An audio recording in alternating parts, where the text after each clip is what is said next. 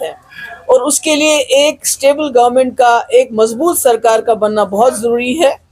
मैं जो हमारे पीडीपी के जो हमारे लीडर्स हैं, वर्कर्स हैं, जिन्होंने हमें बहुत मुश्किल हालात के बावजूद वोट डाला, उनकी भी बहुत शुक्रगुजार हूँ और उनसे यही अपील करूँगी कि हिम्मत नहीं हारनी चाहिए।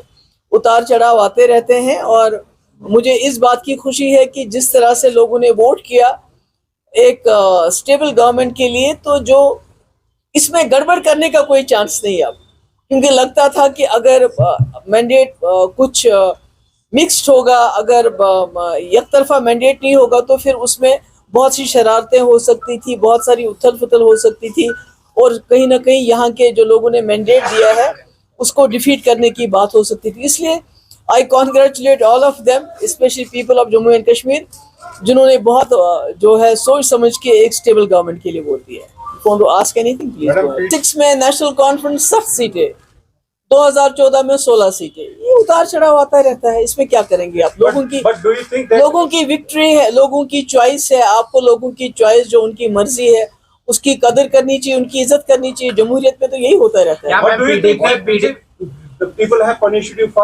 नहीं, मुझे लगता है कि लोग चाहते थे एक स्टेबल गवर्नमेंट और उनको लगा नेशनल कॉन्फ्रेंस और कांग्रेस जो है वो हमें स्टेबल गवर्नमेंट दे सकती है और कहीं ना कहीं बीजेपी को दूर रख सकती है। I think that is the, मुझे लगता है सबसे बड़ी वजह। सॉरी जी, 2014 में आपने जो बीजेपी के साथ, मैं कहती हूँ वो तो बात की बात है, अब क्या हुआ, पर मेरा ये है कि जम्मू कश्मीर के लोगों ने एक स्टेबल गवर्नमेंट के लिए वोट डाला, जो उनको लगा कि नेशनल कॉन्फ्रेंस और कांग्रेस एक गवर्नमेंट, स्टेबल गवर्नमेंट दे सकती है और बीजेपी का मुकाबला डट के कर सकते हैं, तो उसके लिए उन्होंने वोट दिया। मैम, आपने कहा आपके बगैर यहाँ पर सेक्युलर सरकार नहीं बनेगी, तो अब क्या लग रहा है? नहीं, अब तो मेरे ख्याल में बहुत अच्छे, मैं तो कह रही हूँ कि लोगों को मुबारकबाद दे रही हूँ कि उन्होंने हंग असेंबली को नहीं चुना, एक स्टेबल गवर्नमेंट के लिए वोट दिए, ये तो मुबारकबाद है लोगों के लिए।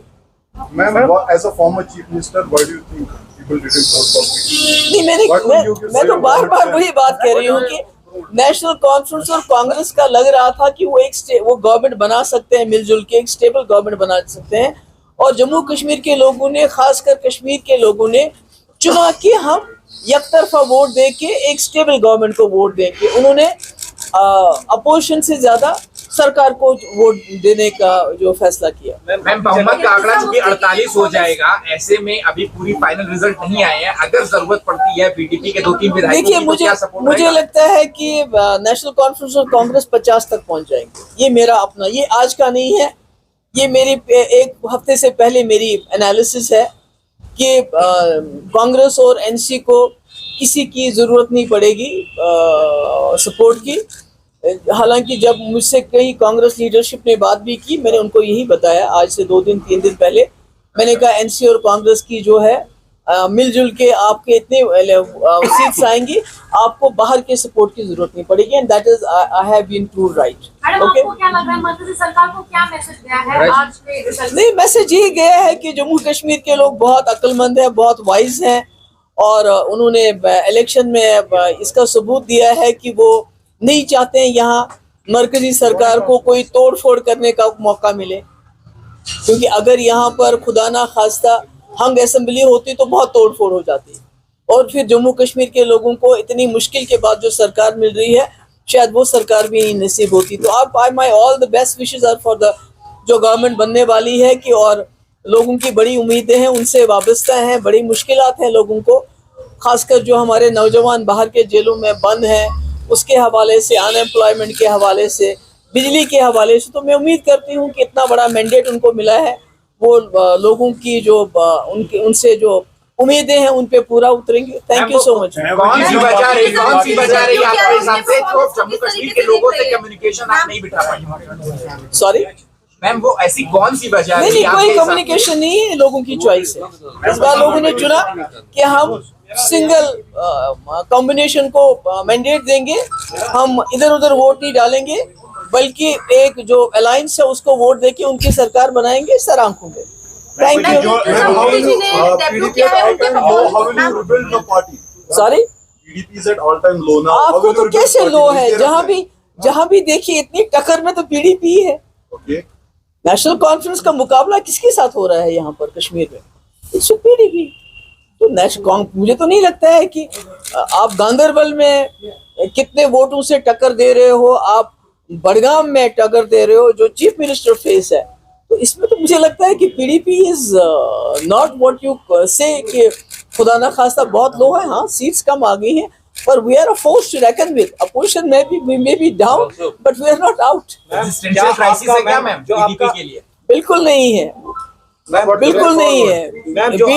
पीडीपी एक ऐसी जमात है जिसके पास एजेंडा है, जिसके पास विजन है, जो शायद किसी जमात के पास नहीं है। पर ये उतार चढ़ाव आते रहते हैं।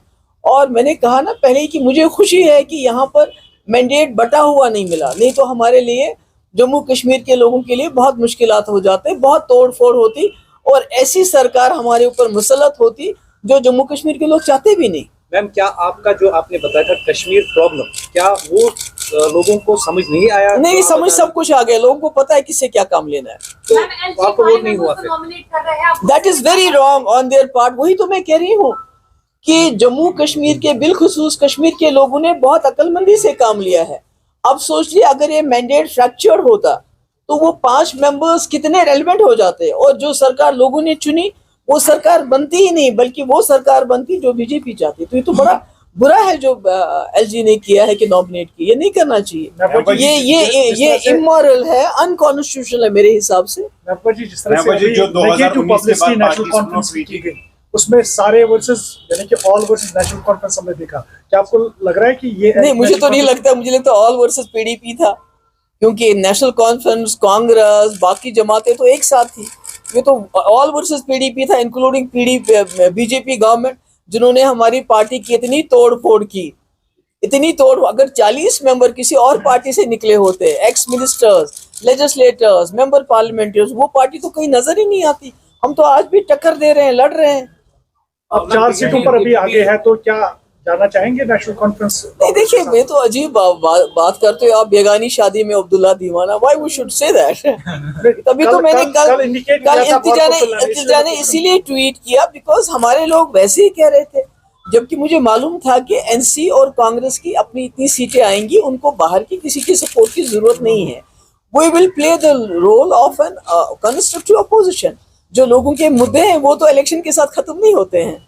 मैम, जिस तरह से जो ऑन ग्राउंड आप प्रचार वगैरह कर रहे थे, तभी आपको अनुमान लग गया था कि इस तरह का ही लगभग रिजल्ट? नहीं, मुझे ये लग रहा था कि लोग जो हैं सरकार चुनेंगे, अपोजिशन नहीं चुनेंगे। मैम, क्या आपका चुनाव ना लड़ा जाना भी एक फैक्टर मानते हैं? नहीं, मेरा चुनाव को बीच में मत लाइए। मेरा चुनाव तो मैंने बोल दिया है कि मैं एक बहुत पावरफुल चीफ मिनिस्टर रही हूँ, जिसने बीजेपी के 2 मिनिस्टरों को ड्रॉप कर दिया। ऐसे ये तो कोई कर नहीं सकता है। मुझे बताइए कंट्री में कहीं हुआ है ऐसा जिसने 12,000 नौजवानों की एफआईआर वापस ली?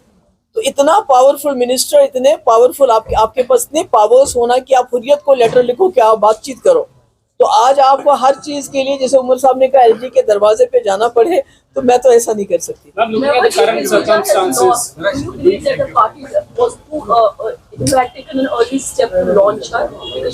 नहीं, आई थिंक वो तो कोई बात नहीं है। She is a fighter, she is a better fighter than me. तो जब मुश्किल वक्त में वो पार्टी के सामने आई, पार्टी को रीजनरेट किया, पार्टी को हिम्मत दी, तो मुझे लगता है ऐसे ही करना चाहिए। जब सब कुछ ठीक ठाक हो फिर आप आ जाओगे।